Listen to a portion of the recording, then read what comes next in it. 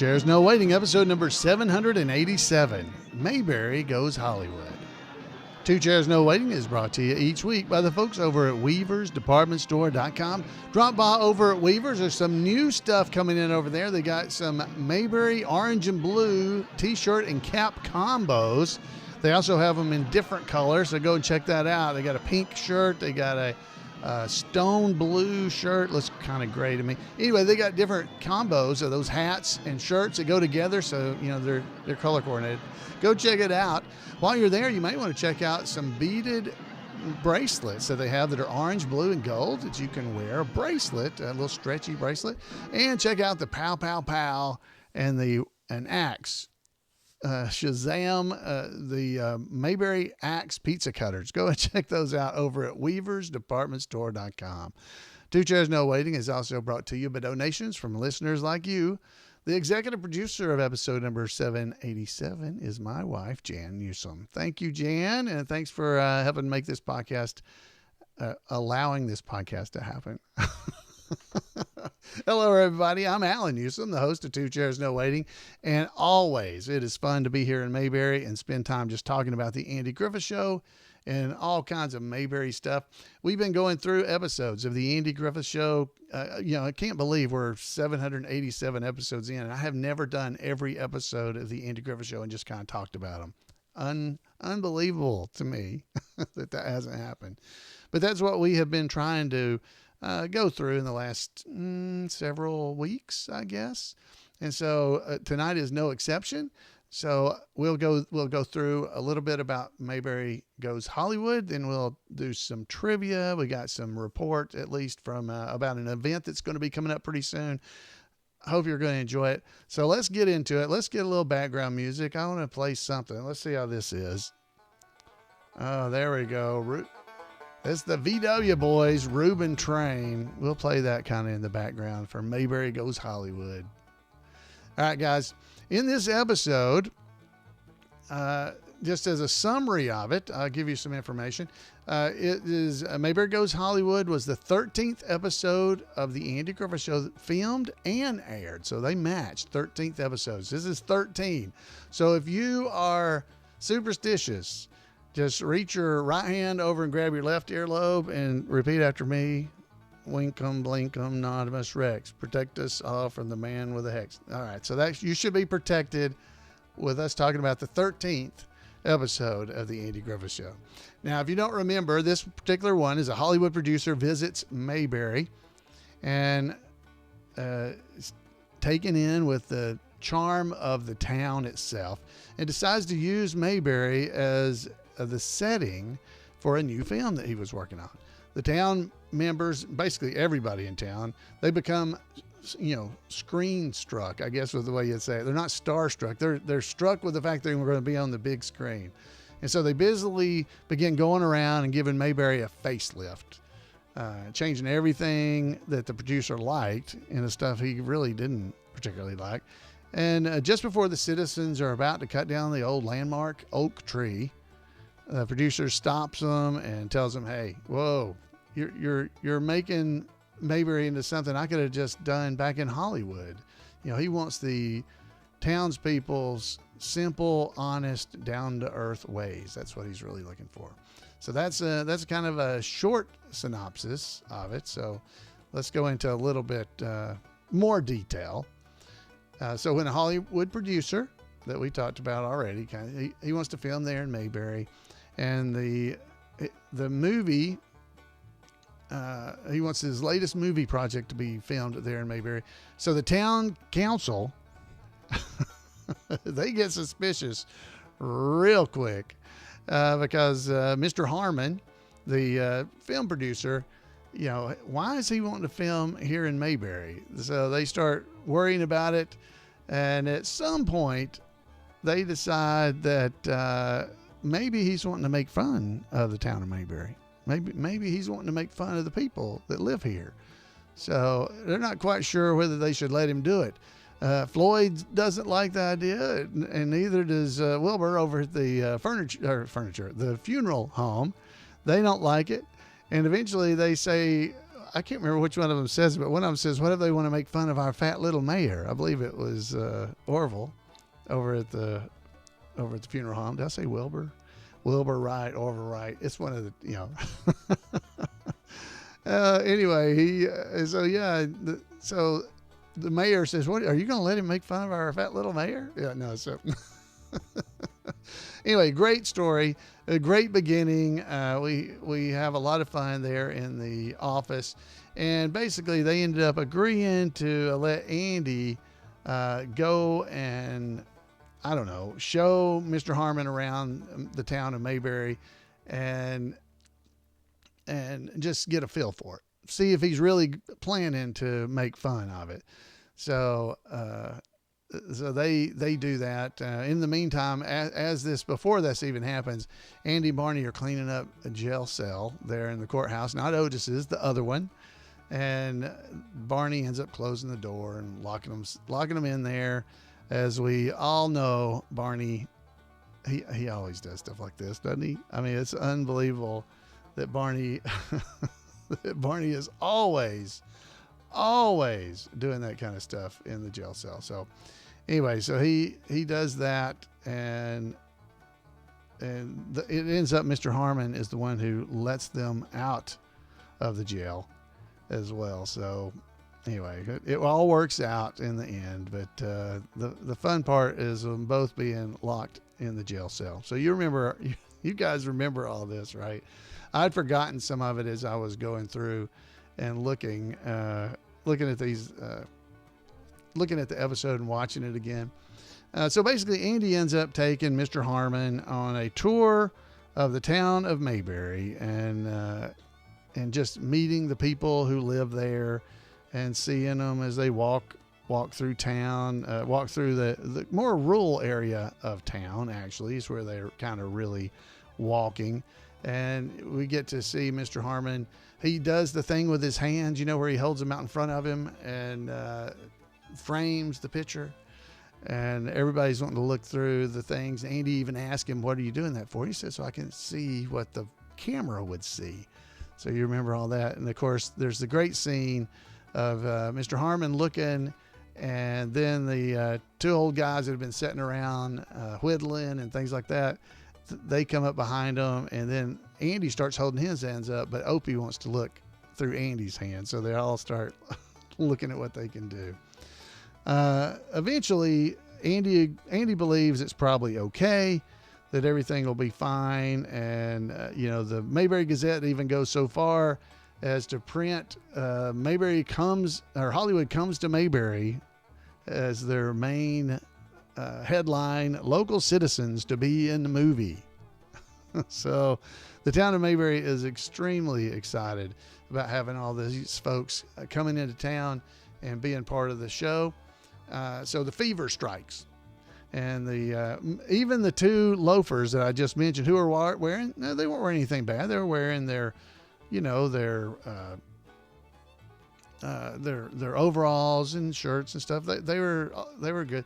Even they went out and got 3-piece suits that they were wearing, or dress suits at least, that they were wearing when Andy comes walking by. The whole town has basically gone crazy at this point. Everything from the beauty shop. The beauty shop has gone Hollywood. They've got Hollywood hairstyles for sale that they're giving out. Floyd's Barbershop even has that. It's Floyd's, and the funeral parlor, Hollywood Funerals. He has a sign that says low down payments and easy terms. Try our layaway plan for a funeral. Do they have layaway plans for funerals? I just think that was so funny. And of course, like I said, the Colby's Tonsorial Parlor is what Floyd actually has on his barbershop. And he was doing the Cary Grant haircuts. He had the sign out on the street for all that kind of stuff. It was absolutely amazing.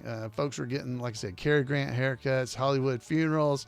Everybody except Andy. Andy didn't fall for this. Barney, Aunt B, Opie, they all catch the bug, right? They all decide that they need to get all gussied up. Barney gets his, I don't know what you call it, Canadian Mountie suits is what I would call it. He gets it, and Andy comes walking into the courthouse and sees him. And Barney was so proud and was, at attention. Then Andy had to tell him to relax. And then he said, "Would you be serious?" And Barney just kind of leans forward. I mean, it's a lean forward into him. Oh, man, that was some good stuff. Gosh, guys, we just need to watch the episode. So go watch the episode as soon as this is over. It is absolutely amazing. So they basically change everything in the town to be things that they think the Hollywood producers would want. And, in the end, Mr. Harmon makes it back to Mayberry eventually at the end of the episode, where they've had the welcoming committee that they've gotten together, and they're all down at the old oak tree out in front of, out in front of the church, really. They're out in front of the church, and they're going to cut down the old oak tree. Now, Andy's the only one really not participating in this. He is staying off to himself, and Mr. Harmon comes driving up in his car and sees all the changes that they have made in the town of Mayberry, and he's honestly not really very happy about this. He gets out of his car, he's looking around, he's confused, doesn't understand why they would have done this. They get him up there right in front of the tree, along with the mayor's daughter. I think Lydia is her name in this particular episode, if I remember right.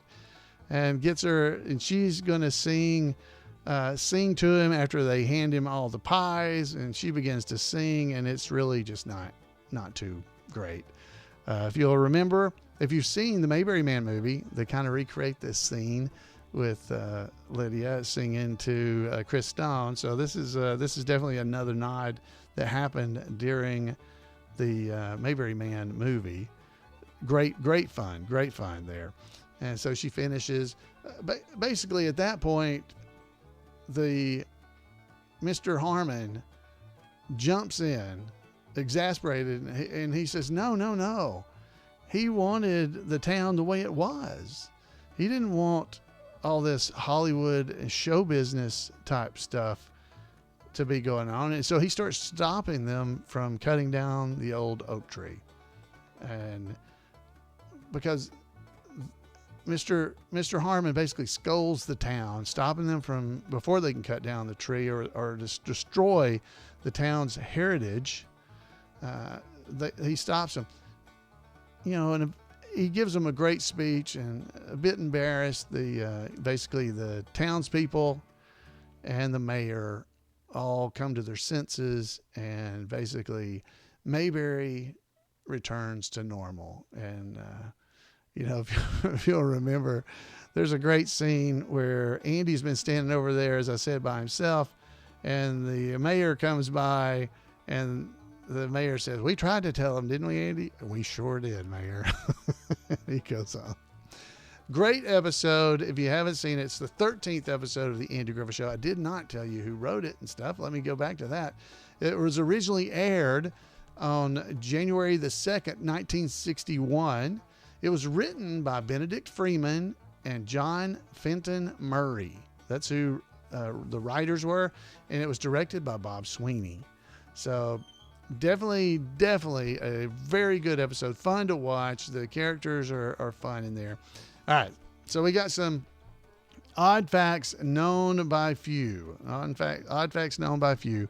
So the first one is about Floyd Colby, where they meet Floyd as they're walking around at the beginning of the episode, out kind of in front of Floyd's barbershop, and Mr. Harmon meets him, and in that instance, he is called Mr. Colby. So when he starts to leave, Mr. Harmon calls Floyd Mr. Colby, as he and Andy leave to continue their tour of the town.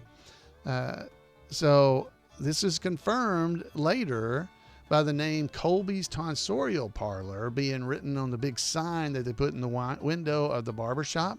So we see that there. So after all the Hollywood hysteria has died down, The Colby design is gone from the barbershop window. And basically, the town is returned to its normal self. And you can actually see Floyd's barbershop on the sign outside the barbershop. It's on the lower left-hand corner of the window that you can actually see that. So everything kind of goes back to normal.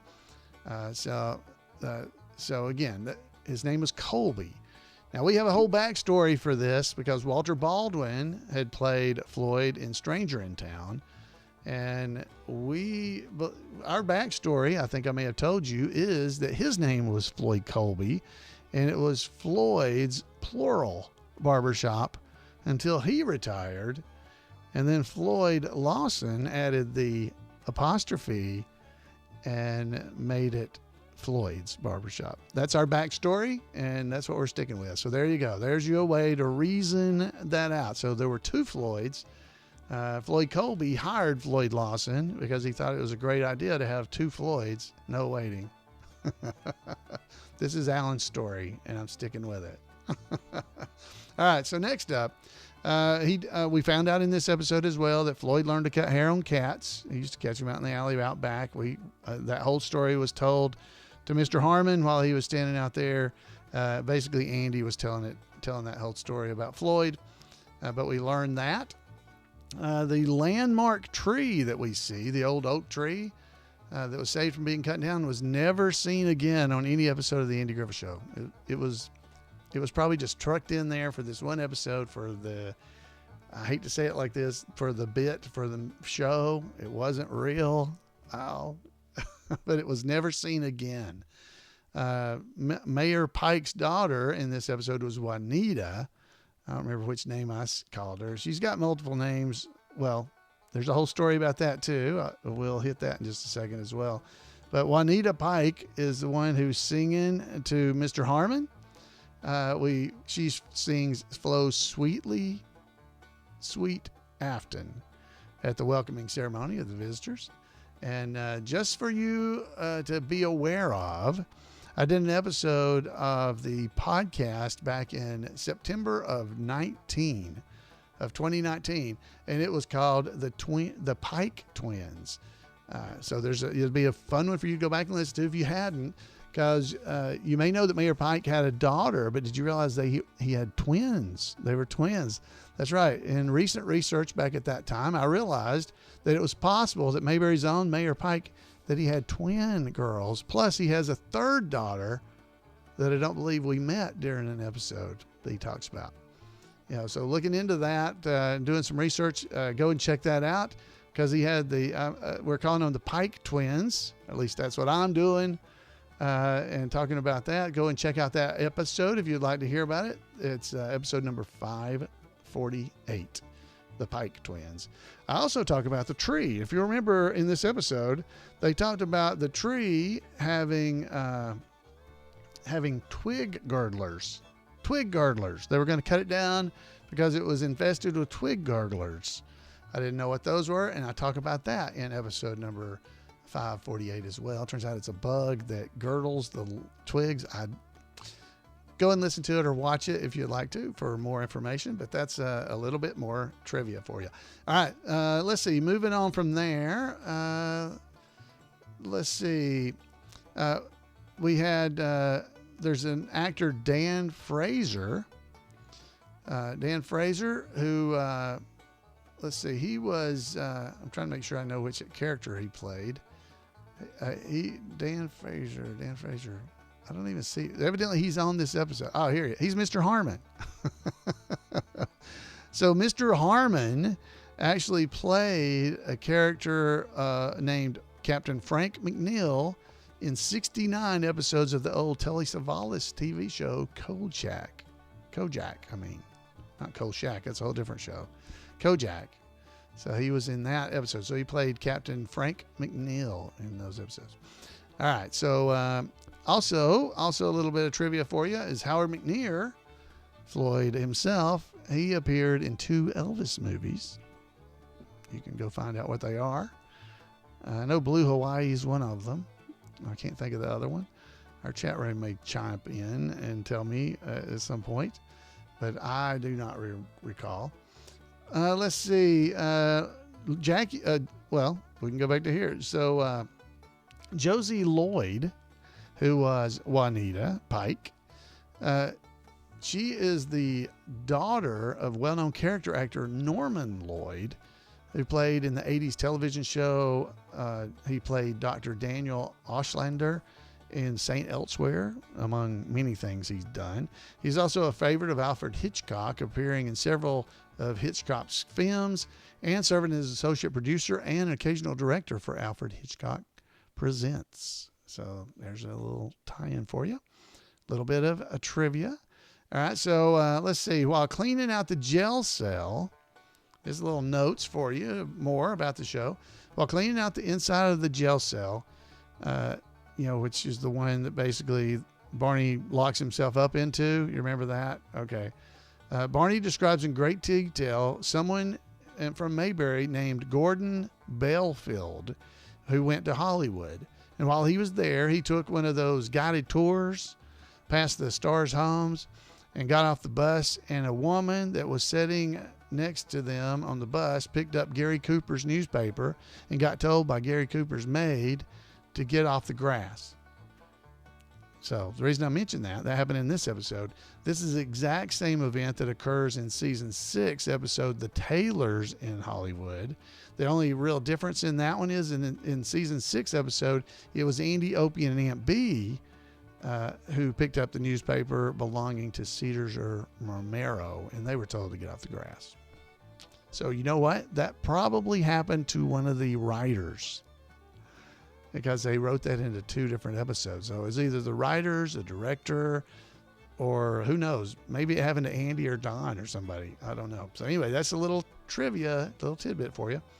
In this episode, it marked the very first appearance of Floyd Lawson, or Howard McNear version of Floyd the Barber. But like I said, his name was Colby. We went through that already a little bit. So let's see. The actors Gary Cooper, George, actually Gabby Hayes, and Rock Hudson were all mentioned in this episode. So maybe there's a little tie in there you could use. I'm not sure. Let's see. Let's see what else here. Oh, Aunt Bee admits to Mr. Harmon, the producer, that she likes Rock Hudson. She admits that. Oh, she's kind of, Andy's kidding her about it, if you'll remember. All right, so in reality, Frances Bavier co-starred in 1952 in a film called Bend of the River with Rock Hudson and Jimmy Stewart. So I wonder if that was the reason they wrote that into the script. All right. Let's see. I think that is all of our notes and such for this episode. I hope you have enjoyed this, and it brought back some memories from the Andy Griffith Show as we were going through them. Hope you enjoyed that. It was fun for me. It's always fun to talk about these episodes and just dig into them a little bit and hopefully bring you something that you might not have known or might not have heard. You just never know. All right. So, hey, we have got a little announcement about an upcoming event that I want to share with you. So actually we have a guest to do that. So go ahead and take that away if you would like to. Well, let's see what else is in the paper. Here we'll go. Oh, look at this. The 12th annual Mayberry Meetup in Mount Airy, North Carolina. The 19th, the 20th, and some of the 21st of July will be held at the Mayberry Motor Inn Gazebo. Oh, isn't that nice? Oh, that's nice. Oh, that's definitely something you might want to try to do. Oh, you can come and hang out at the gazebo and watch episodes of the Andy Griffith Show after it gets dark on a big screen projector, like an old drive-in movie theater. Oh, except you're just sitting in a lawn chair. Oh, that sounds fun. Do whatever you want to throughout the day and just have fun the rest of the time. And then drop by for the meetup in the evenings. Oh, isn't that nice? Oh, that sounds good. I may have to head over there and do that. Oh, that's right. Yeah. So, and then on the Saturday at 2 p.m. in the afternoon, Neil Brower is going to be giving his lecture about Andy's rich girlfriend. Oh, over at the Andy Griffith Museum Theater. Oh, You do have to have a ticket to the museum to go to that. Oh, but it'll be good. Yeah, Neil, he wrote that nice book, Mayberry 101. Oh, he's good. Oh, he is so good. Oh, yeah. Oh, and then just basically hang out with your friends and enjoy Andy Griffith Show. Yeah, the 12th annual Mayberry Meetup. Oh, that's it. Oh, I may have to try to go to that myself. Oh, that's nice. Thank you, Floyd. Thank you very much for that report about the Mayberry Meetup. I'd love to have you guys with us. Information about it or links to it are in our show notes. So if you go to twochairsnowaiting.com and click on the show notes, you will find the information right there about the 12th Mayberry Meetup. So go and check that out. All right, guys, we have some trivia coming up for you. Some folks said Floyd looked like he may have dyed his hair. No, it must have been the lighting. It must have just been the lighting. Yeah, so that's what. All right, so let's play a little bit of trivia music for us. There we go, from the BW Boys as well. Folks, we have trivia from Paul Mulik this week. Bodies of water. Bodies of water. So is everybody ready? Get your pencils and your pieces of paper ready. And we will play a little bit of trivia. Here we go. 6 questions tonight. Here we go. Question number 1. What body of water is directly west of the United States, according to Ernest T. Bass? What body of water is directly west of the United States, according to Ernest T. Bass? All right, I got a lot of time. You should be able to do this. Final read, and I'll give you the answer. All right, so there may be 2 possible answers you could give on this. What body of water is directly west of the United States, according to Ernest T. Bass? All right, here's what you could say. I would have given you a correct answer if you said Old Man Kelsey's Creek or Old Man Kelsey's Ocean. So both of those are technically bodies of water. I would think Old Man Kelsey's Ocean, Old Man Kelsey's water, Old Man Kelsey's Ocean would have been the one we were looking for, but it could be Old Man Kelsey's Creek or Old Man Kelsey's Ocean.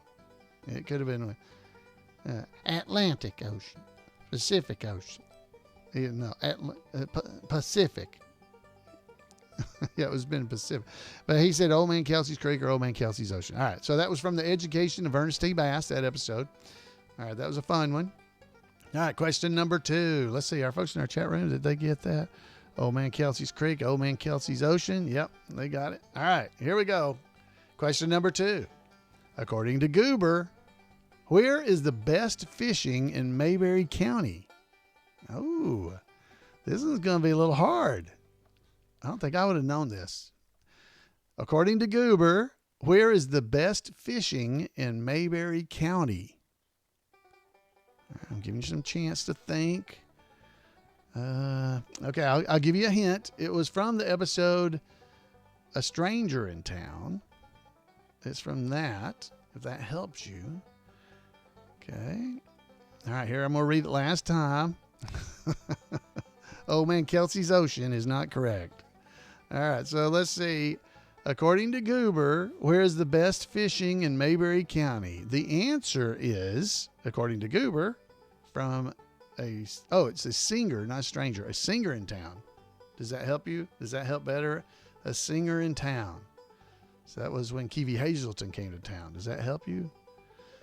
All right. According to Goober, the best fishing in Mayberry County is in the Warrior River. The Warrior River, which, by the way, the Warrior River is in Alabama. It's in Alabama near George Lindsay's home in Jasper, Alabama, where he grew up. I'm sure they threw that in there for that reason. But there you go. There you go. Warrior River. It's a singer, not a stranger, a singer in town. Alan can't read, even when I'm looking right at it. I'm looking right at it, and I still can't read it. All right. So, Warrior River. All right, question number 3. Andy angrily told a man named Harley that he was not allowed to dam up what creek? Oh, my goodness. Andy angrily told a man named Harley that he was not allowed to dam up what creek? Now, I'll give you the hint. That's from Andy's vacation.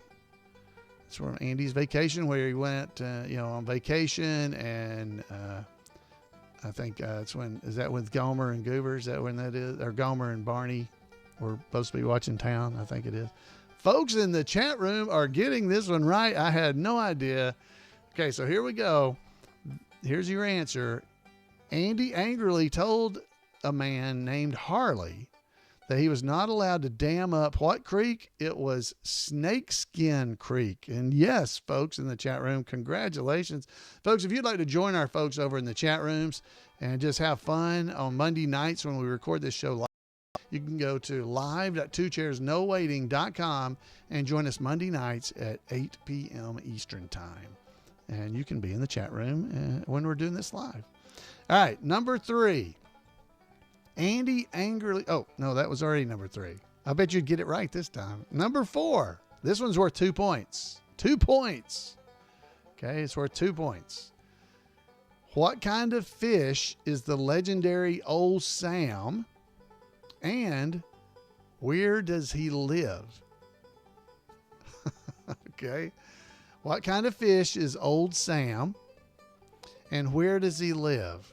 Okay, the episode is Big Fish in a Small Town. That's the only episode I think they talk about him. What kind of fish is the legendary Old Sam, and where does he live? I will state, we're not talking about the aquarium out in front of Floyd's Barbershop. That's not where he lives. He was just visiting.